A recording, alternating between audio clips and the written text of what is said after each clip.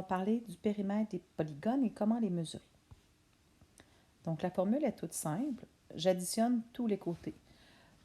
Lorsque j'ai une figure régulière, que ce soit un carré, un rectangle, je sais que les deux côtés sont de la même longueur. Donc, ici, même si ce n'est pas écrit, je sais que ça vaut 12 parce que c'est vis-à-vis et que c'est la même longueur. Même chose à l'opposé ici, ce sera 5 cm. Donc, pour connaître la longueur de mon périmètre, je fais 12 plus 12 plus 5 plus 5.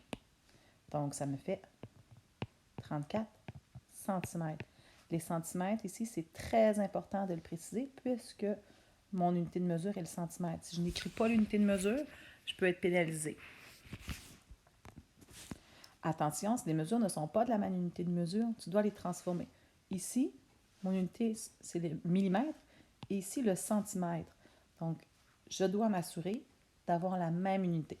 En face, je sais que ce sera 12 cm.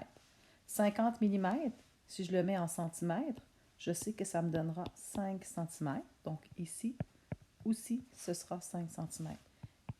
Je peux alors calculer mon périmètre puisque j'ai la même unité de mesure sur tous mes côtés. Ce qui me donne 12 plus 12, 24 plus 5 plus 5, 34 cm, puisque c'est les centimètres que j'ai choisis.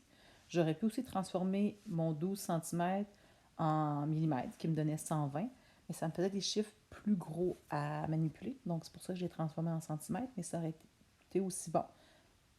Peu importe en quoi tu le transformes, c'est important que dans ta réponse, tu m'indiques la bonne unité de mesure.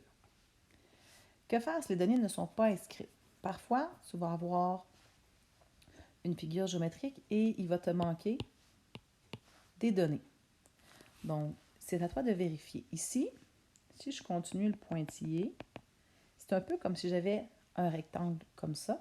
Donc, à l'opposé, je sais que ça ici, ce sera 4 cm. Même chose ici, j'ai un autre rectangle qui est formé. Donc, mon opposé sera 7 cm. J'ai seulement à additionner les côtés. Donc, 4 plus 7 qui fait 11 cm. Donc, le long côté ici mesure 11 cm. C'est la même chose de l'autre côté. Ici, mon côté de 4 cm, c'est un peu comme si je continuais mon rectangle.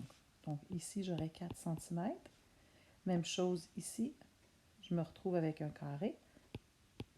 Donc, l'opposé qui est ici, même chose. 4 plus 4 égale 8 cm. Donc, ce côté-là au complet fait 8 cm.